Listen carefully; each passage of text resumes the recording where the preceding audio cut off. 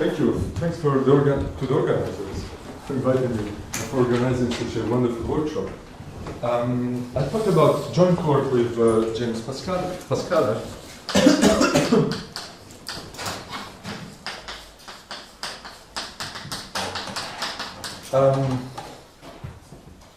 Let me start with the plan of the talk. So, I'll give an introduction to homological mirror symmetry, just to the statement to know what we're talking about. Then I apologize. People that see me give talks about mirror symmetry would have seen this example like 10 times. That is homological mirror symmetry for P1. Very good example. After Bondal. This Bondal that understood this connection. And then I talk about topological Fukaya, category of punctured surfaces.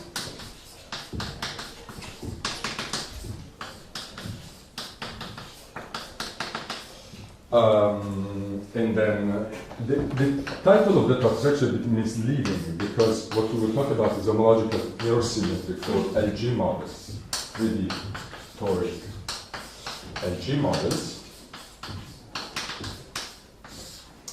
And then I want also, if time will remain, I want to talk about work not of mine, but of Uwagaki on the coherent constructible correspondence.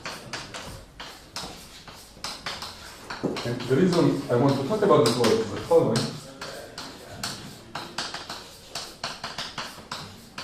Please, Uwagaki proves this result that I explained to you, that I also was trying to prove. And using the technique that I wanted to use. It was better than the bid does.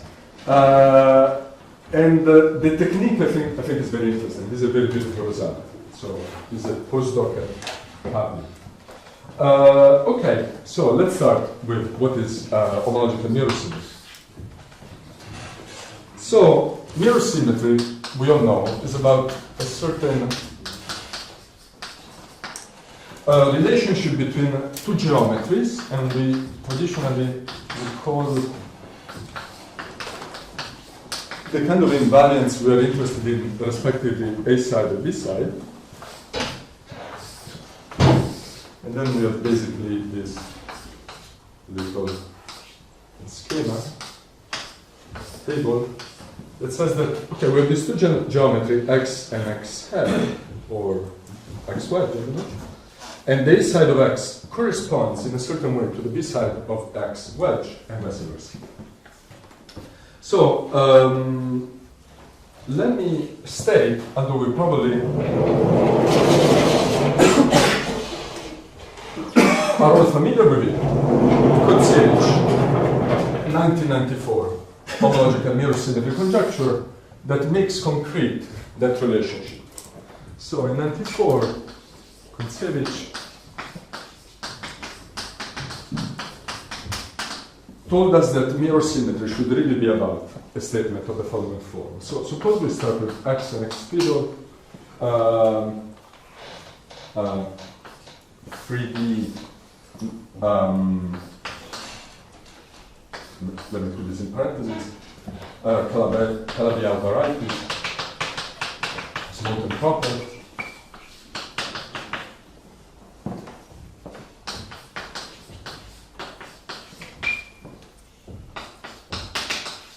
Then,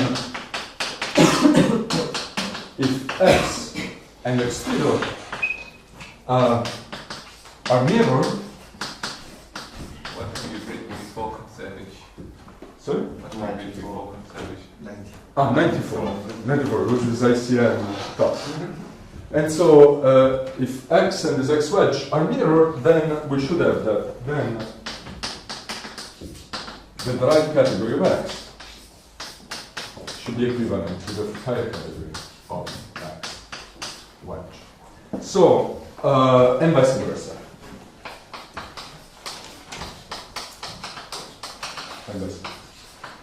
Okay, so this is traditionally referred to using sort of physics language, I suppose, as the A side, as the B side, and this as the A side.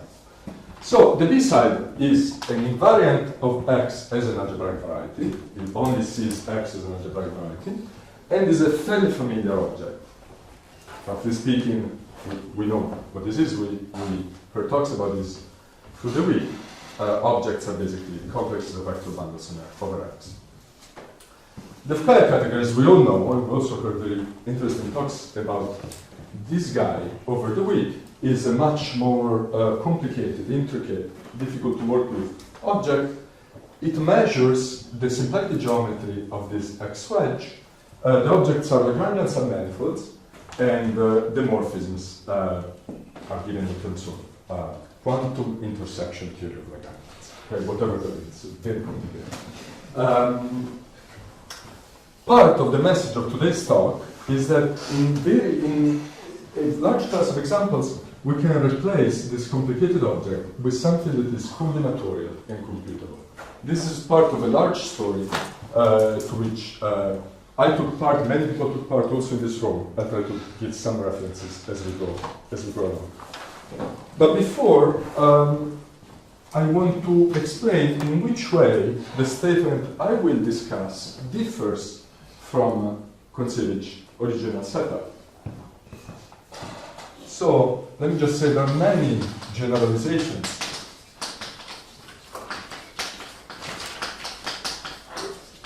of Koncevich's original statement.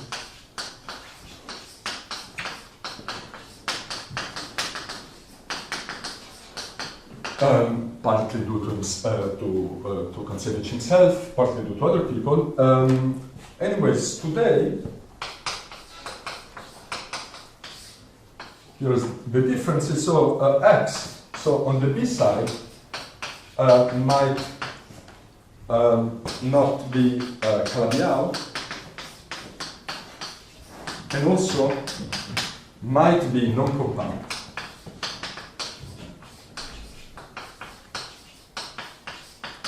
Non-proper. And if it is non-proper, then it comes with an extra piece of data, which is a superpotential, just a regular function, from X to C.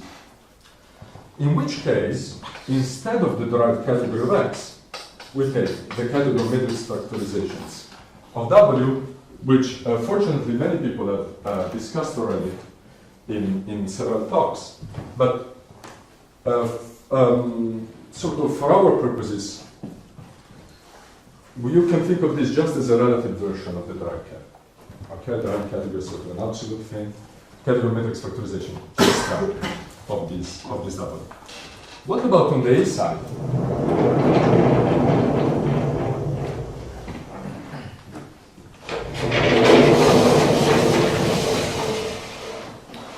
So on the A side, we will also be dropping the compactness assumption.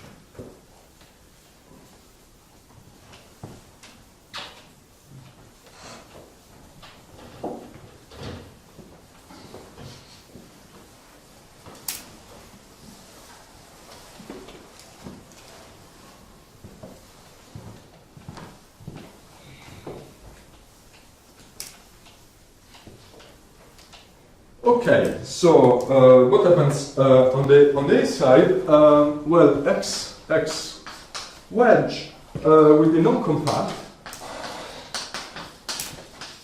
and will also come equipped with an extra piece of data, which is a skeleton, a Lagrangian skeleton. And for me, a Lagrangian skeleton today is something simple.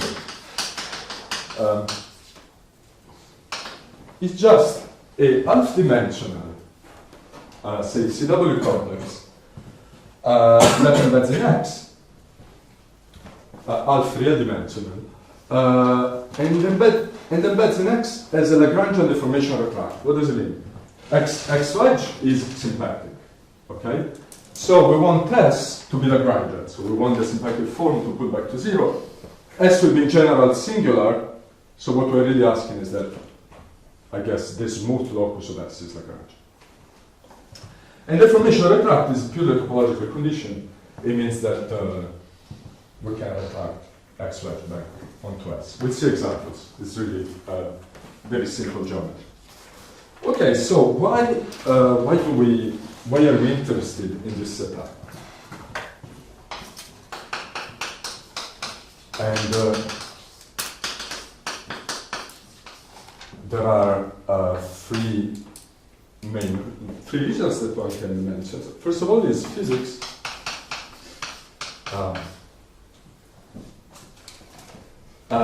Which maybe I mentioned a bit disingenuously. I'm not sure physicists really care about this. But who formulated the version of mirror symmetry I'm going to present is Hori and Baffa, which are two physicists.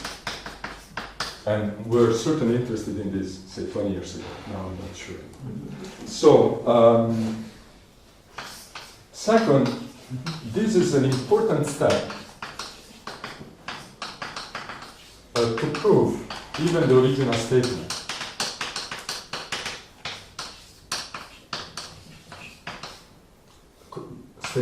By which I mean the following. So suppose you're interested in this homological mirror symmetry of conciliation, the compact settings, if we're three-dimensional Calabi-Yaus. We have at the moment basically only one general strategy of attack, which consists in degenerating on the algebraic side, and this corresponds to proving a mirror symmetry statement from a degenerate thing to an open symplectic manifold, an exact symplectic manifold, and then we use deformation theory to move away from the singular fiber. So this step is this basically proving the original statement involves two steps. This is anyway step one, or this sort of mathematics geometry is involved in step one. And second is that just that is interesting in the sense that why interesting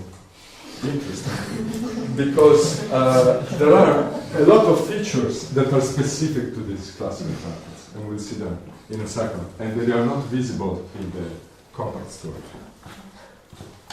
Okay, homological mirror symmetry 41 after Bonda.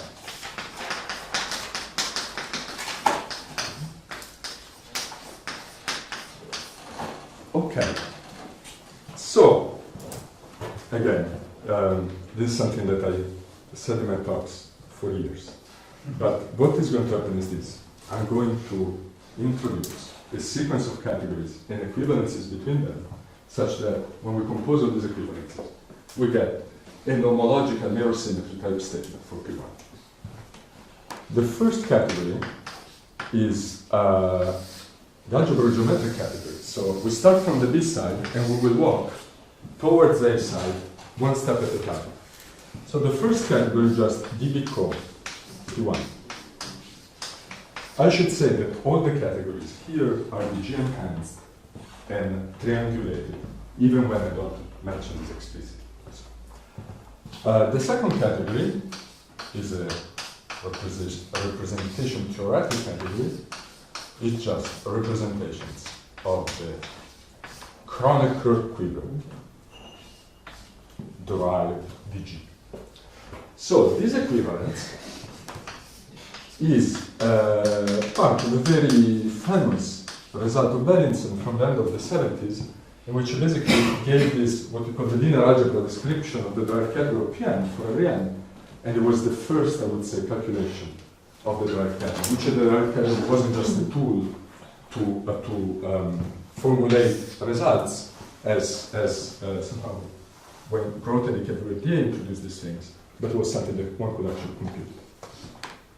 Third category, say sheaf-theory topology, is the category of constructible sheaves on S1 stratified by a point. What does it mean? So we are looking at S1, just as topological space. We are looking at sheaves of vector spaces, finite dimensional vector spaces over S1, which are constant on this point and on the complement of it. So now you can believe that such a sheaf has only two stocks, essentially. In the sense, it has a stock in 0, this marked point, and there's a stock, let me call it f epsilon, anywhere else, because the sheaf is constant, okay? And maybe this is slightly harder to see just on the spot, but believe me, is absolutely elementary, very simple. From the fact that this was a sheaf, we get actually two restriction maps to effects. So this equivalence is, let's say, is trivial. Although it's also part of a very beautiful story within constructible sheaf theory, which is Macpherson's exit path category. Okay? A way to combinatorially encode a category of constructible sheaves in terms of quivers. And the fourth category, and we finally we sort of land on the A side, is the Fukaya category of the status one. Let me say, with respect to lambda, the right word is that lambda gives some wrapping data, but let me say, let me explain what I mean very concretely by a picture.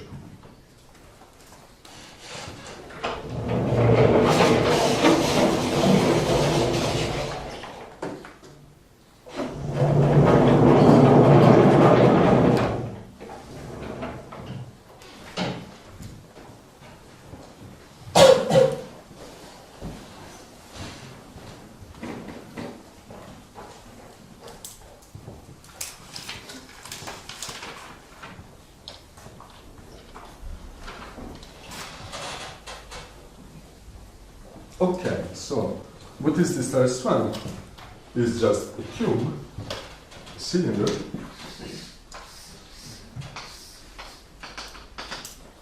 and lambda here is just the union of the zero section and a cotangent fiber.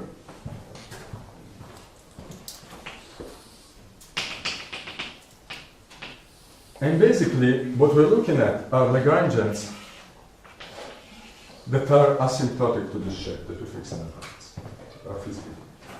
Okay? So we're fixing in advance this thing, lambda, conical Lagrangian,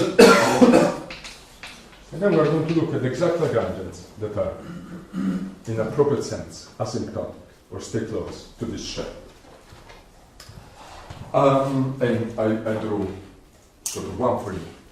This equivalence. Lambda is the union of the fiber and the zero section. What's the role of the zero section in this story? Well, that for instance, I want to consider the zero section itself as a Lagrangian. Yes. So in this skeleton picture, maybe when you assign sort of wrapping data, you encoded the information differently, and for you the zero section is redundant. But for me, I want to say that I want to look at those Lagrangians that are sort of close to this shape. Okay. Does it make sense? I mean, maybe in the wrapping word you just put the tangent fiber to say no wrapping. Okay, so this last equivalence is a theorem of Nadler and Zaslow that I'm going to formulate in its full generality. And says the following: X, a real analytic.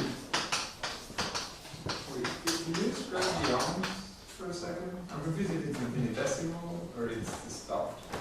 Well, what are the arms between two connecting fibers? This is this infinitesimal type. Arms don't talk to each other. Like two connecting fibers, They don't talk. empty arms. Yes. But then it's not that category. Because if you're stuck on that lambda, you're allowed to wrap and you will intersect once.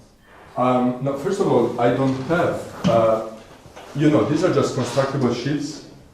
With respect to this certification, I don't have any other cotangent fiber anyways in this No, what picture. I'm saying is, what are the objects? In their two cotangent fibers are not objects. The cotangent fiber at the origin is an object. And that's the only one. The others are not objects. Yes, exactly. This is the infinitesimal and radically the same in this case because you have a sort of fully stop. Yeah, exactly. Yeah, exactly.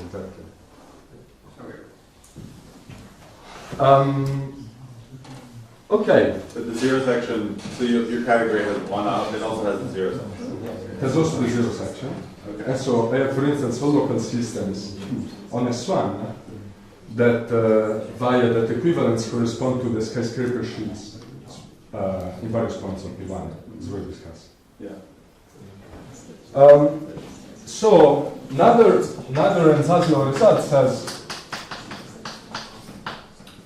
that if I fix a conical Lagrangian in T star x, where x is a real analytic manifold,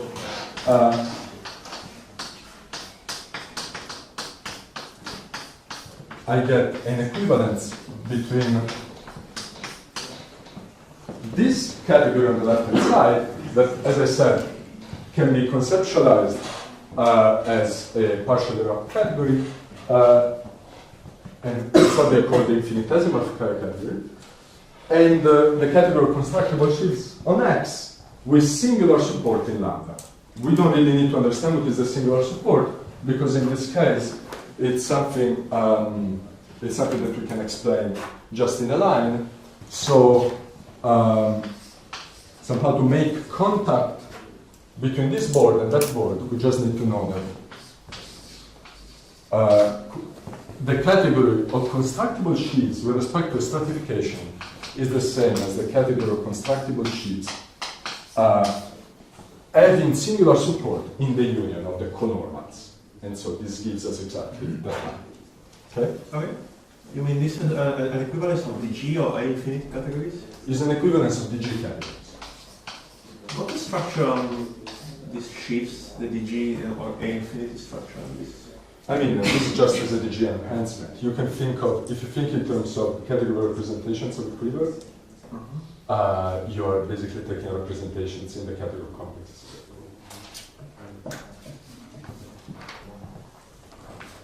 Okay, so what we want to do next is we want to tell a similar story for a more complicated geometry. So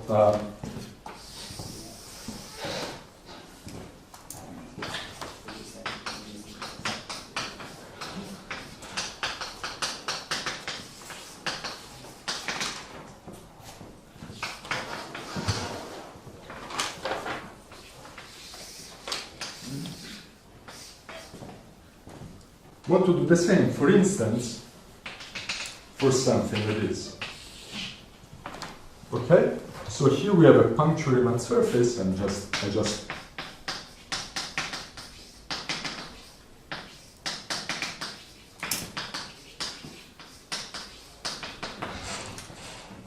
I've just drawn a random one, and together with the Lagrangian scale.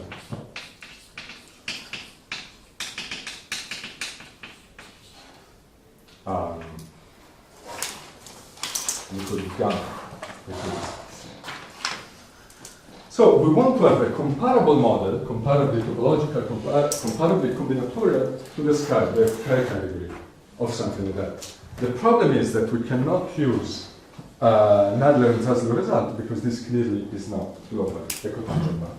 It's only local. So what comes to the rescue is a certain circle of ideas.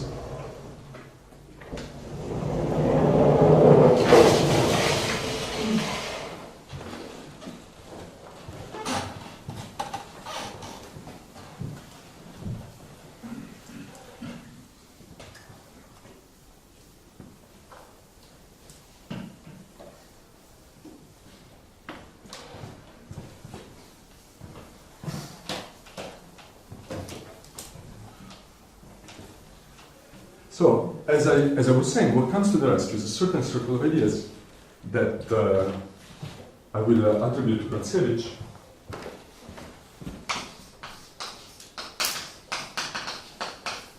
And basically paints the following picture. This is going to be a very informal statement. I apologize to the Symplectic geometry.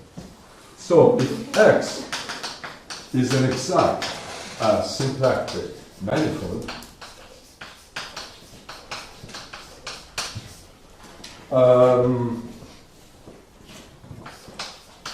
in the right what we use is Weinstein, then we can find the skeleton S in X. So X is an exact symplectic manifold, S in X is Lagrangian skeleton. Then there should exist a co-sheaf of the G categories at top on S, which, let me just say, which depends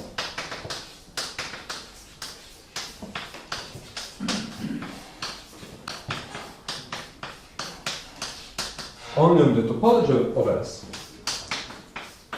and such that its global sections compute the character of S. A co-sheaf is something you don't restrict to expand. Yes. So a co-sheaf is a Cooper sheaf. A Cooper sheaf is just a functor which is covariant. So, covariant functor. Covariant functor.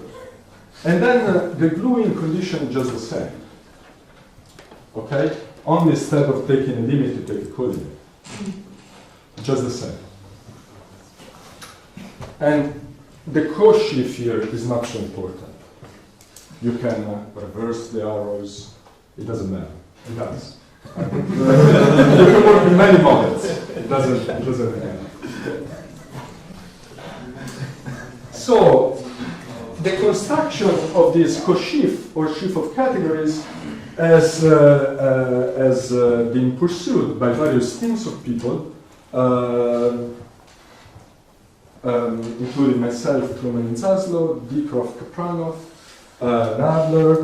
There is now a very interesting work of Pardon, Ganato, and Chende, which establishes this conjecture, at least under some assumptions. Today, I will give you a sketch-up construction of a stop of F top. It's a very elementary construction of F top. In the case of skeleton of punctured surfaces, I'm sorry, so the Fukaya category of F doesn't actually depend on the choice of the skeleton? so the skeleton basically gives this wrapping data. So if I choose a compact skeleton, there's no dependence. Oh, I see. Okay? And when we do this co-sheaf, actually what we end up I see. describing is actually the wrap category. And if we instead look at the sheaf of categories, which can also be defined in this context, we will describe the compact Fukaya category, the Fukaya category compact examples. Okay, so what I will do, I will again define. Well, it depends on it. It certainly depends on it. I mean, you have to define skeleton a bit more carefully. Yes, of course, yes. So you could have the same Lagrangian thing because you different Weinstein manifolds. Yes. But the point is that the dependence on the skeleton, I mean, if the skeleton is If compact. you define the skeleton correctly, then Yeah, of course. I said that I wouldn't define it. No, but in this example you had up there, that was not the same category, because now your lambda was not compact. That's a very good observation. Yeah. So it's true. So so in general, I will encode wrapping data in terms of the skeleton, and these non-compact edges, for instance, in this case gives me these stops, tells me that I cannot actually wrap. Okay. So that example, there is no compact skeleton. You can't just throw out the cotangent fiber. That's not a skeleton.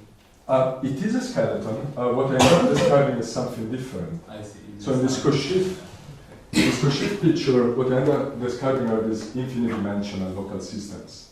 Right. Yeah. It might be helpful to say that picking a non-compact skeleton is the same as picking a skeleton of a Landau-Ginzburg model instead of just the skeleton of a manifold.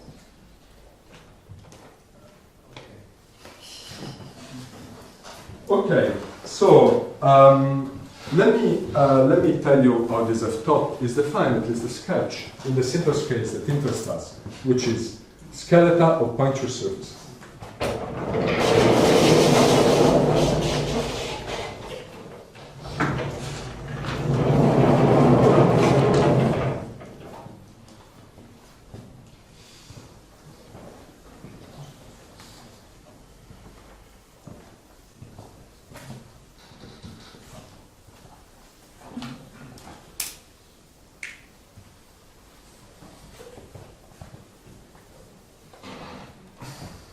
Okay, so what is F top in this case? It's something very simple. F top is a device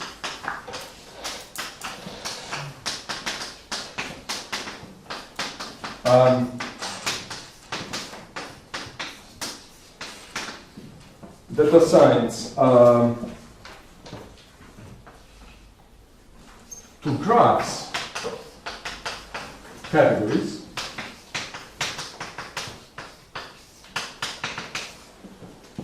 and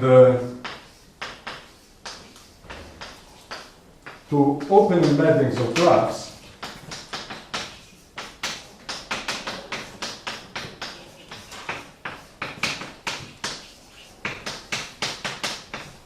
functors.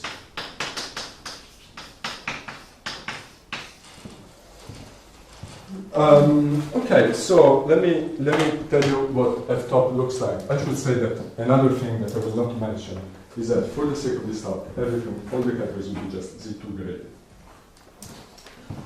Okay, so example.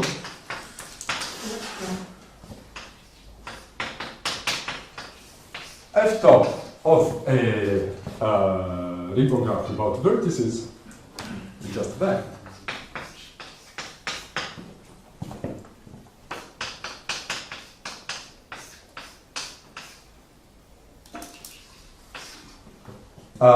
F top of a free-wheeling vertex is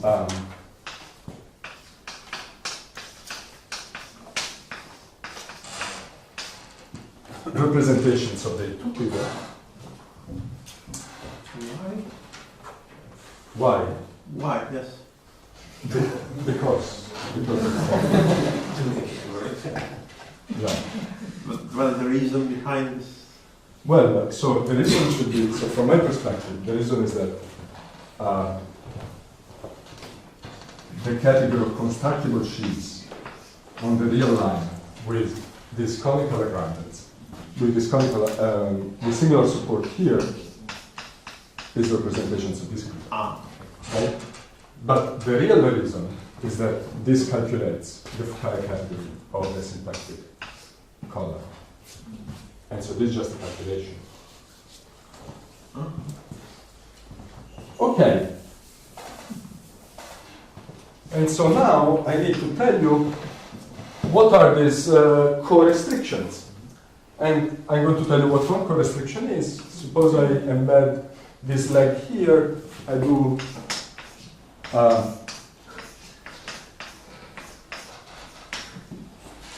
the simplest thing I can do, I send B to VC. That's very simple. So now the point is that using the Cauchy condition,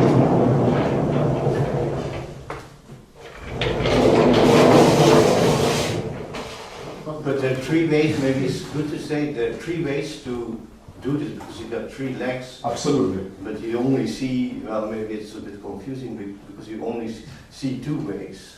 Well, there are two ways that are the obvious ones, Yeah. and the third way is B and MPD. Is the adjoint of the cone. Basically, you have three ways from representations of that to vector spaces, and the co-restriction is that. This is why I pulled up the board very fast. Almost fast. Okay.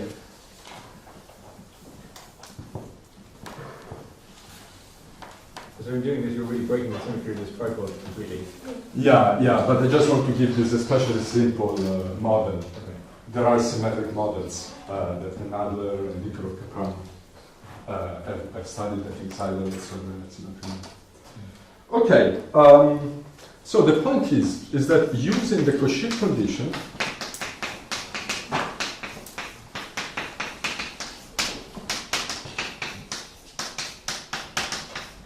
these forces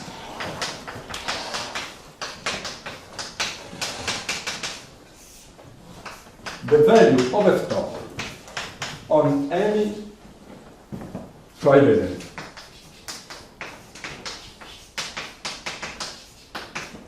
Riemann graph. And in fact, trivalent doesn't matter. So why is this true? Well, if I have a trivalent Riemann graph, you see what I'm going to do. I'm going to cover it by sort of open set graphs that are trivalent vertices, and then the overlaps will be just edges. And so then I'm forced, by the fact that f top is a Cauchy, I'm forced to assign to this more complicated Riemann graph a certain character. Okay? But shouldn't there be some kind of orientation on the edges? Because you have this. It's a Riemann graph. Yeah, on the edges. To glue it. The only data I need here, besides, is really the cyclic ordering of the alpha edges. Okay, so very well. And in fact, as I said, trivalent is not a problem. First of all, because I could have given you this example also with n valent vertices. You imagine you see the pattern, n valent, an-1, etc. And also because in this game, in this part of the question that was asked also before, we can modify the skeleton. The dependence on the skeleton is weak. Up to quasi-equivalencies, for instance, if I look at a compact skeleton of a surface, I always describe it in the same category, and so if I have, say, a 4-valent vertex, I can always resolve it. Okay, I can pull the strands apart and resolve it into 2 free-valent vertices. Okay, so what I want to tell you next is that f top is actually another kind of local to global behavior that I will call exotic, although it's not. This makes it sounded more interesting, perhaps, than what it is. It's interesting, but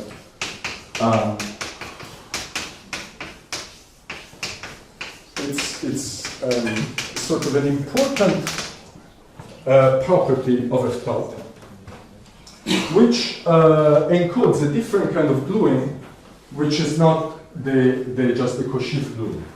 And I'm going to say informally, and then I'll give you a precise statement, is that, or almost precise statement, that f top is a sheaf rather than a Cauchy, is a sheaf with respect to closed coverings, so closed subgraphs. What are open embeddings and closed embeddings here? So open embeddings are open embeddings, just open. I mean, why is the line an open embedding and a trivalent? Because it's a line without an end. It's an open line. It's an open interval, 0, 1 without an endpoint. Right? How do you take an open? I'm sorry. Where is the embedding going from that line to the trivalent? Yeah, I'm really just embedding like minus infinity 0 into the real line. Right? So one of the edges of your trivalent is being mapped to. Okay, yeah, I have these 3 open embeddings. Sorry, let me let me explain this like that. Suppose you remove the vertex. What are you left with? 3 open lengths. Well, yeah, I guess that's all you had. You have to graph. Yeah. That was all you had, is one vertex. And Yeah. Okay. But now let's think about this other property, which is a sheaf actually with respect to closed subgraphs, and this is a theorem that we proved with James. Maybe let me write it on this other board.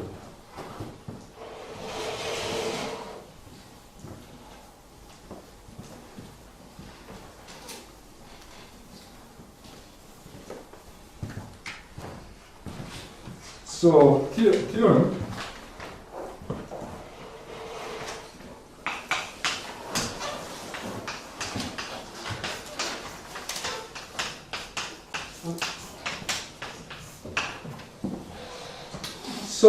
suppose that I have 2 closed subgraphs, Z1, Z2 in X, such that the union is the whole of X. So these are closed.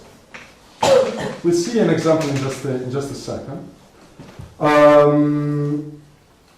Then I have the following fiber product of categories.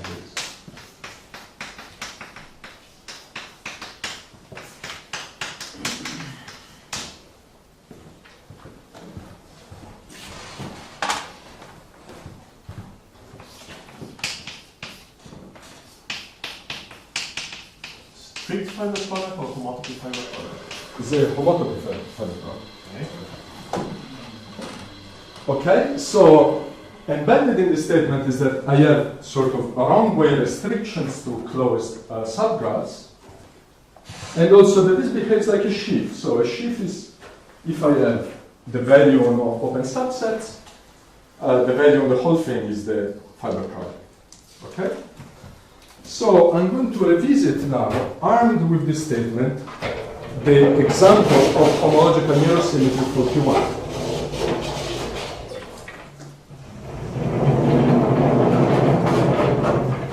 And my claim is that, of course this is a sort of a toric example, but this statement allows us to have a different point of view on that calculation that doesn't use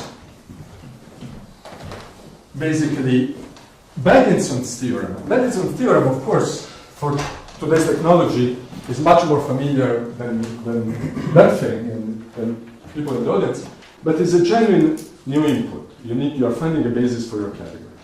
And that theorem allows you not to. So revisit homological mirror symmetry for Q1. So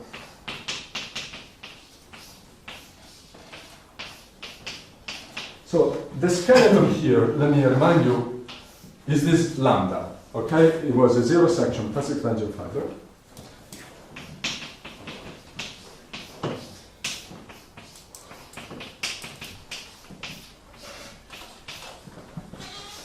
And by our result, this is a homotopy fiber product. Okay? I decompose that lambda in the top part, the bottom part, in the intersection, which is the zero section. Okay, so now I can do mirror symmetry with all the pieces of this line. So this is going to be equivalent to dB-co A1. This is going to be equivalent to dB-co GM. And this is equivalent to dB-co A1. Okay. And I'm going to tell you in just a second what kind of reasoning goes into proving these equivalences. But now the claim is that the homotopy fiber product on the right hand side is just, P1. P1.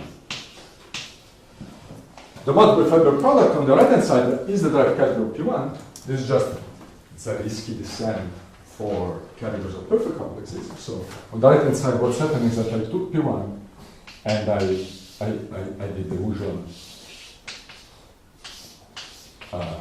sort of Zariski toric computer. And so I know that this further product computes the derived category P1.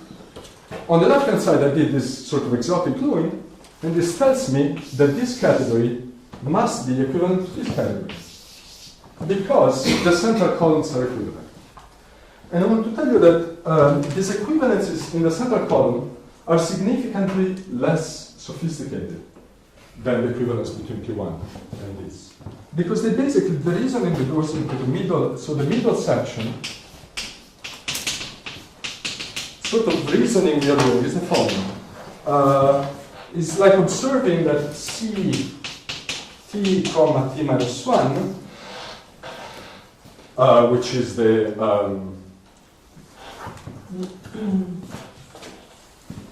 structure sheaf of GM, is just the group algebra over the fundamental group of S1. Okay? This is not the proof. I'm just telling you, I told you that I can reconstruct a certain equivalence we discussed before in terms of pieces, and I claim these pieces are very simple. And my claim is to gauge the level of difficulty, the sort of information I need to master in order to prove these equivalences is that the fundamental group of S1 is Z. Okay, that's the sort of observation. Okay, so let's move. This is. I'm a little confused because first your graph. What is it? Yeah. First your graph was the skeleton Yeah. of something, but something close doesn't have a skeleton. So how would you go from P1 to the? No, this is the skeleton of the mirror of P1 in this picture, which rather than being, it just is one. Okay. This is it's something that talks with the LG picture mirror symmetry, but it's slightly different. Okay, so this is a toy basic example of our proof. Okay, so let me tell you what is our main result. Is there some general fluid statement for dB cog that tells us that we're supposed to be able to glue these things? Yeah, for the BQ is fine. For the BQ, just the fact that it's a risky descent. For perf, rather. For perf, it's a risky descent. For the BQ, I'm not sure. Simon, does the BQ? It does, right? It does. It does. Yeah, you can, for proper, certainly at least for proper maps, you can find some statements in the appendix with these variables. I mean, there's faithfully flat descent for QQ. And then you can restrict to compact. Anyway. Risky descent should work. Huh? I think the risky descent should work. The risky descent works like on the nose, and there are many references. But more sophisticated kind of gluings are also available. Okay? Okay. So, I should say the following, that what I'm going to talk about is actually very close, is the same story that Ralph told us from a different perspective. Okay? So, or almost the same story. It's, although the proof and the sort of perspectives are very different. So on the B side, we have a toric Calabi-Yau threefold X together with a superpotential. This is a regular map. And for me, this data, this is the B side, let me continue the B side here. These data are going to be encoded in the following thing. So I'm given a planar lattice polygon. I'm going to show you examples in just a second. Together, a triangulation. And this triangulation will encode the Starkey Kleppner resolution.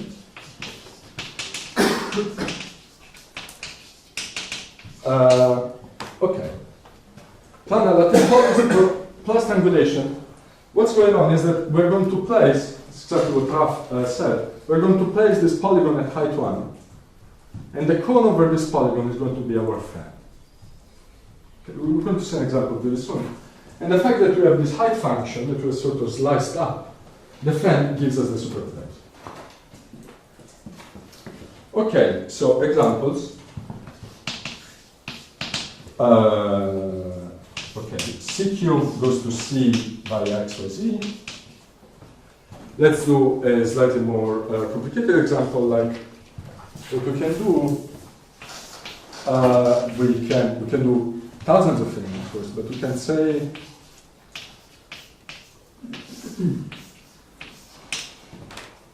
taking an action of n-roots of unity. I'm going to show you what is the lattice polygon in this case. So, for instance,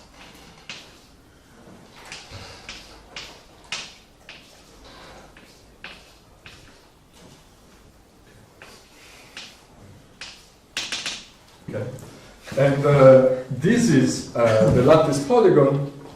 Let's choose any triangulation, for instance, this. And when I take the cone over this, I mean, you need to know a bit of toric geometry, otherwise you just think of, say, C cube, and similarly, if things glued from C cube. But when you take the cone over this, you get a certain fan, and also actually this gives you X, toric variety associated to that fan, and then also functions. Okay, these are the things that I have on the B side. On the A side, I'm going to have a punctured Riemann surface that I'm going to call sigma W, because its geometry is dictated by what I have on the B side. And the way these two sides interact is very simple.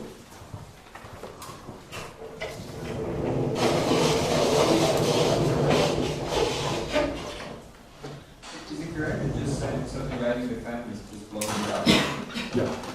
Yeah. I'm talking about, I don't even know, no, I know what is the statement we have in the paper. The paper we ask for unimodular triangulations. But this works also for static Riemann resolution, which you just take any triangulation, and then the pieces, instead of being C cube, will be some quotients, static quotients. Okay, so how do the two sides talk to each other? It's very simple recipe. And so basically there is basically a tropical curve, if you want, or a planar graph that they both talk to. This is how it works. So remember, here I had my planar lattice polyton. In the case of C3, the simple possible example is just a regular lattice simplex. And I'm going to take the dual. Okay?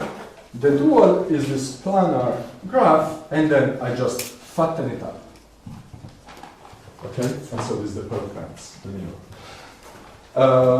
In the case that we saw over there,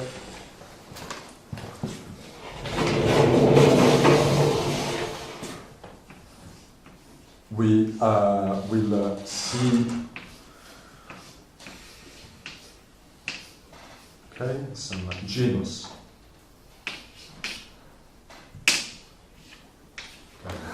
Something like this. And so the mirror will be just, we are able to read off the number of punctures, which is the non-compact edges, and the genus, which is just the holes. Okay, so how do we prove this result? We prove it in two steps.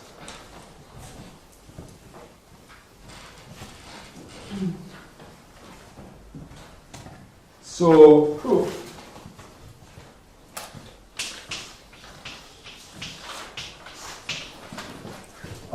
There is a local calculation.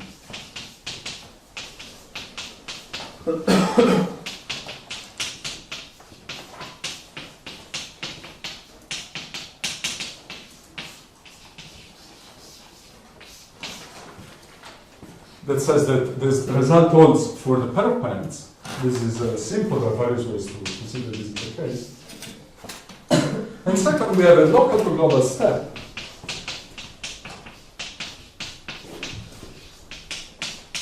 That basically is telling us the following. Zariski descent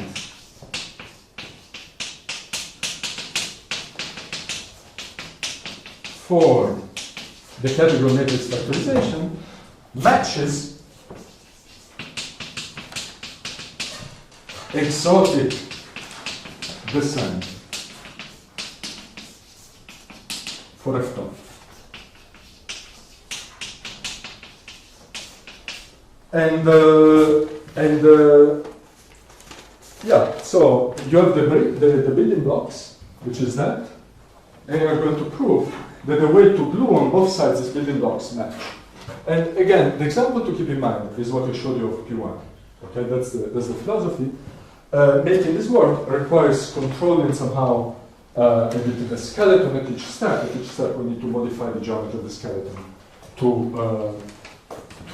let it interact with the Pence decomposition of the surface. But, okay, so I want to, in the last few minutes, I want to convince you that this philosophy of exotic gluing is a sort of a powerful computational mechanism, because, for instance, it gives us for free the coherent constructible correspondence, which is a very difficult statement to prove. It was proved. I should say give some more references here, actually, to the symplectic geometries that prove an analogous statement. So there is a proof of a helper D in odd genus that follows up a proof of Abu Zaid, Kratsarkov, Orlov, Efimov, Oru in genus 0.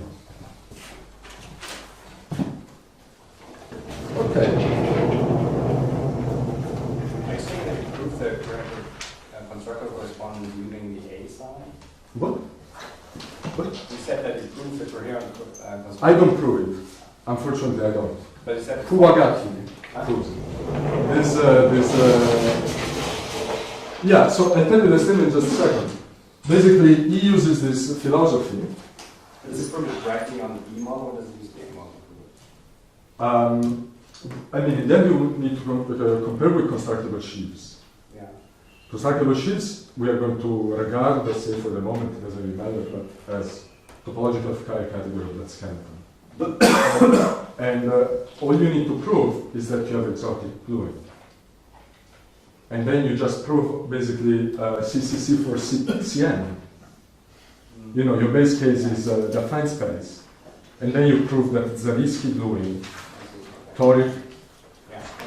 Okay, so this is, let me just briefly advertise this work.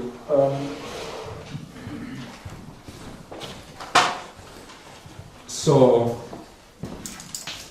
if X sigma is the toric variety,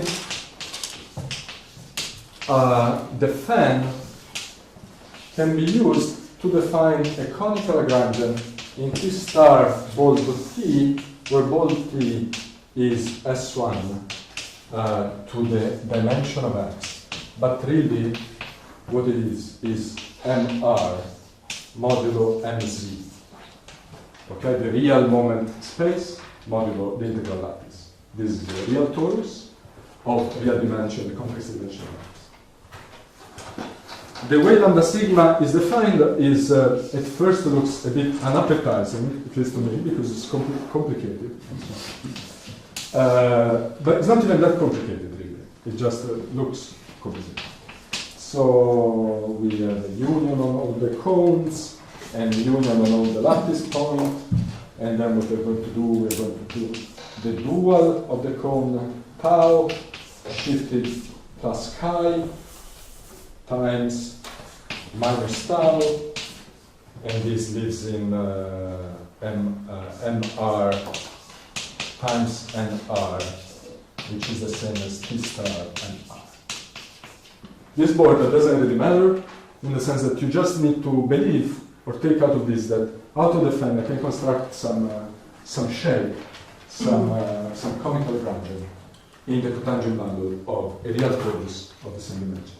Example, the only example we need to understand is P1. Final P1 gives me this conical Lagrangian inside this LSI. Okay, so let me just, since for the sake of time, let me just repeat slowly what I told Helge a bit faster. So X sigma as, without writing a lot on the board, X sigma as the usual toric covering by things that look like C to the n. Okay, toric patches. This corresponds to, on this side, so you should think of this as something like this, something that is made of various shapes, various linear shapes in a cotangent bundle. This corresponds to the composition of lambda sigma in pieces, enclosed pieces. That's the key point. The open covering on this side corresponds to the composition enclosed pieces on this side. And the prototypical example is what I explained before. Something like this. Okay, now, Zariski descent for categories of perfect complexes tells me that this category can be analyzed as a limit of a big sort of check diagram given by this toric cover.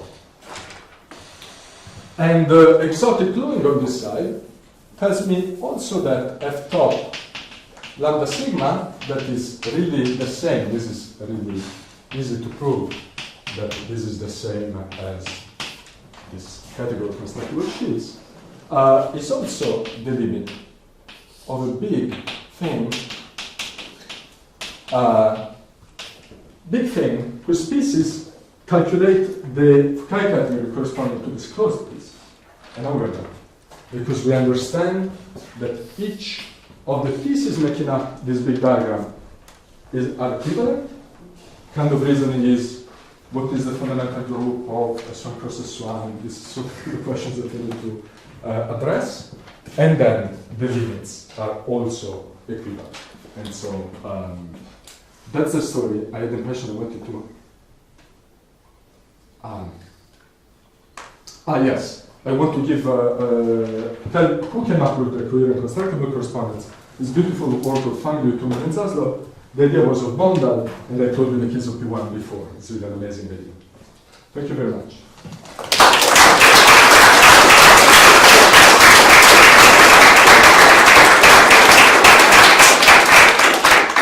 Thank you. Are there any questions or comments? Yes? Can you again how the superpotential enters into the combinatorial picture that you drew on the board? You mean the superpotential? Just in the toric picture. Yeah. So the height is a function over n, right? Mm-hmm. And so it gives me a function of the toric variety. It's an element of the dual. Mm-hmm. An element of the dual is a function over the toric variety. And that's the superpotential. Does it? I think that makes sense. More questions? Well, if not, thank you very much again.